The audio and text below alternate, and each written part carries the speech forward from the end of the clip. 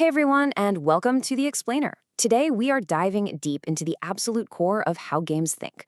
We're going to build a really simple delivery system in Unity, but along the way, you're going to master two of the most fundamental tools in any game developer's toolbox, the if statement and Unity tags. Seriously, by the end of this, you'll know exactly how to teach your game objects how to make their own decisions. So, here's our game plan for today. We're going to start by setting the scene and getting our project nice and organized. Then, we'll get into the theory behind decision-making. After that, we dive into the actual code, and then it's your turn. I'll set you a little challenge to test out your new skills. And don't worry, we'll walk through the solution and even tackle a super common bug together. It's the whole journey from an idea to a working feature. Okay, let's get into it. Before we write a single line of that cool decision-making code, we've got to get our game world ready. Now, I know this might seem like the boring part, but this is a step that so many people skip over. A clean, well-organized project is literally the foundation of a good game. Trust me on this. Spending just a few moments getting organized right now is going to save you from massive headaches later on. First things first, our objects need names that actually make sense. So over here in the hierarchy window, that list of everything in our scene, I'm just going to click on our default square object. Instead of square, let's call it package. See? Instantly we know what its job is. It seems like such a small thing, but getting into the habit of clear naming is one of the best things you can do as a developer. Your future self will thank you, especially when your projects get way more complex.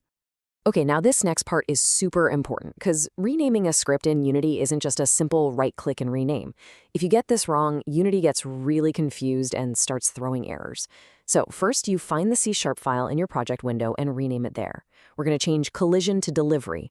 But here's the part everyone forgets. You have to double-click to open that script and then change the public class name inside the code to match the new file name. Exactly. Case-sensitive and everything. Once you save that, you can go back to Unity and it'll all sync up perfectly. All right, our scene is looking good, our assets have proper names, but now we're staring down our first real logical puzzle. Our car can drive around and bump into things, which is cool, but right now it treats every single object it touches in the exact same way. We need to give it a little bit of a brain. We need to teach it how to make a choice. I mean, think about it, right? The goal is to drive over the package and have the game recognize, okay, package picked up. Then we drive to the customer and it should say package delivered. But our current code, well, it can't tell the difference. It just knows it collided with something. It could be a package, a customer, a wall. It's all the same to the code. So how do we fix that? And the answer is the mighty if statement. This right here is the absolute bedrock of making decisions in pretty much every programming language out there. The concept is actually really simple. It just lets us ask a question. We call it a condition. And if the answer to that question is true, then and only then does it run a certain piece of code. And this is just a perfect way to think about it in plain English. The action, grabbing that junk food, only happens if the condition, am I hungry, is true. If I'm not hungry, that condition is false, and my brain just completely skips over the part about eating. That code, that action, is totally ignored. It's a simple yes or no question that determines what happens next. And this is what that logic looks like in C#. You can almost think of the if statement as a bouncer at a club. Your code is walking down the line and it gets to this gate, which is the curly braces. The bouncer looks at the condition inside the parentheses. If that condition is true, it's like you're on the list. The rope's open and you get to go inside and execute the code. But if that condition is false, nope, you're not on the list. The gate stays shut and your program just walks right on by to the next line. So we've got our bouncer, our if statement, ready to ask a question. But what question are we supposed to ask? How does our code know if the thing we just drove over is the package or something else?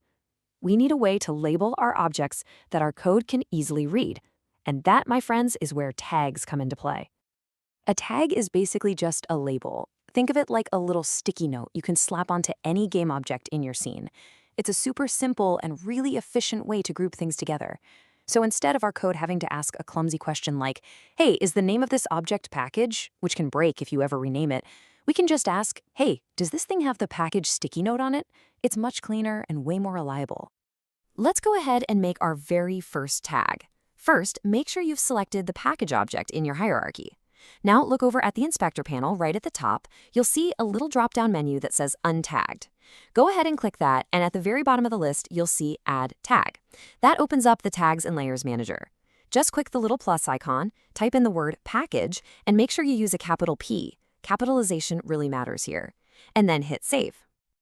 Now listen up, because this is a classic trap that gets everybody when they're starting out. What we just did, that did not actually tag our object. All we did was add the word package to our project's master list of available tags. It's kind of like you went to the store and bought a roll of sticky notes, but you haven't actually stuck one on anything yet. So, to finish the job, we just have to go back and select our package object one more time. We click that exact same untagged drop-down menu, but hey, look, now package is in the list of options. Just select it, and boom. Now our object is officially tagged. You can see it right there in the inspector. Okay, theory time is over. We have our if statement ready to ask a question, and our package object has the label that we can check for. All the different pieces are finally on the board, so let's jump into our delivery script and connect it all together. So inside this onTriggerEnter2D function, Unity does something really helpful. It automatically gives us the special variable, and by convention, pretty much everyone just calls it other. This other variable is basically a little bundle of information. It's a direct link to the thing our car just drove over. In this case, it holds all the info about our package. Now, before we write our if condition, we gotta get this straight. It's a fundamental thing in coding. A single equal sign, equals, is for assignment. It's like saying, hey computer, take the number 5 and put it inside this box called my variable. But a double equal sign, equals equals, is for comparison. It's not telling the computer to do anything, it's asking a question. It asks, hey, is the thing on the left the same as the thing on the right? And the answer to that question is always either true or false, which is exactly what our if statement needs. So with all that in mind, we can finally build the question for our if statement. We start with other, which is the object we collided with. We use a dot to access its properties, so other.tag gets us its tag. Then we use the double equals to compare it to the text package. So in plain English, this one line of code is literally just asking the question, is the tag of the thing we just ran into equal to the word package? And if the answer to that question is true, what do we want to do? Well, for now, we'll run this simple action. Debug.log is a programmer's best friend. All it does is print whatever message you put inside the parentheses to a special window in Unity called the console. It's like leaving little notes for yourself to make sure your code is actually doing what you think it's doing. So let's put it all together inside our onTriggerEnter2D function. We write our if, and in the parentheses, we put the condition we just built. Then we have our curly braces, and inside them, we place our debug log command. And that's literally it. This simple little block of code is the entire brain for our pickup mechanic. And now, the moment of truth. We save our script, pop back over to Unity, hit that big play button, and drive our car right over the package. And there it is. Down in the console window, our message pops up. Package picked up. It worked. It's alive. Our code correctly identified the object using nothing but its tag. Okay, so you've seen the whole process now, from A to B. You know how to create tags, how to assign them, and you know how to write an if statement that checks for them. So it's time to take the training wheels off. It's your turn to put that knowledge to the test. I've got a challenge for you. Your mission, should you choose to accept it, is to build the other half of our delivery system. You need to create a customer drop-off point. Just follow the hints here on the slide. Create the object, make sure it has a trigger collider. Create and assign a new customer tag, and then add a brand new if statement to your script to print package delivered. Go ahead and pause this explainer right here and give it your best shot. Good luck. All right, welcome back. I hope that went well. Whether you breezed right through it or got a little stuck, the important thing is you gave it a try. That's how we learn. So now let's walk through the solution together. And I'm also going to show you a super common mistake, one that even I still make sometimes, so you'll know exactly what to look for when things go wrong. So step 1, setting up the customer object, is basically just a repeat of what we did with the package. We create a new square, maybe change its color so it looks different, and we rename it to customer. Then it's that exact same 2-step dance for the tag. We go to add tag to create the customer tag for our whole project, and then we have to remember to go back and actually assign that new tag to our object. All right, let's head back into our delivery script. Right underneath the if block for the package, we're just going to add a second, totally separate if block. This one asks the question, is the other object's tag equal to customer? And if it is, we tell it to print package delivered to the console. Okay, let's save the script and jump back to Unity to see it in action. Okay, so we press play, we drive over the package, package picked up, perfect. Then we drive over to our new customer object, and nothing. The console is just empty. There's no error message, no warning, just silence. So what gives? What went wrong? This, right here, is what 90% of programming is all about.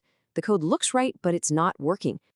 The #1 rule of debugging is to question everything you think is true. Our code is patiently waiting for an on-trigger enter 2D event. We know that for that to happen, we need two objects with colliders to touch. So let's investigate. Let's click on our customer object and take a close look at it in the inspector. And there's our culprit. We made the object, we gave it a color, we tagged it, but we totally forgot to add a collider component. There is literally nothing for our car's collider to interact with. And once you spot the problem, the fix is unbelievably easy. With the customer object still selected, we just click the Add Component button. We can search for Box Collider 2D and just click to add it.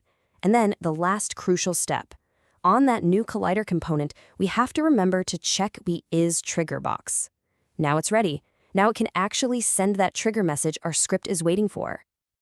Okay, deep breath. Let's run this one last time. We drive over the package picked up appears in the console, awesome. We drive over to the customer, package delivered, yes, it works. We have a complete, fully functioning pickup and delivery system built on the power of simple conditional logic and tags. Fantastic job. So, we have built a really solid foundation today. You've truly mastered the logic of if statements, and you've seen how powerful tags can be for organizing your game. But you may have noticed, our driver can just pick up the package over and over and over again. And that brings us to our next big logical hurdle. How do we give our driver a memory? How can the game remember if it's already carrying a package? Well, that sounds like a great puzzle for another explainer. Thanks for watching.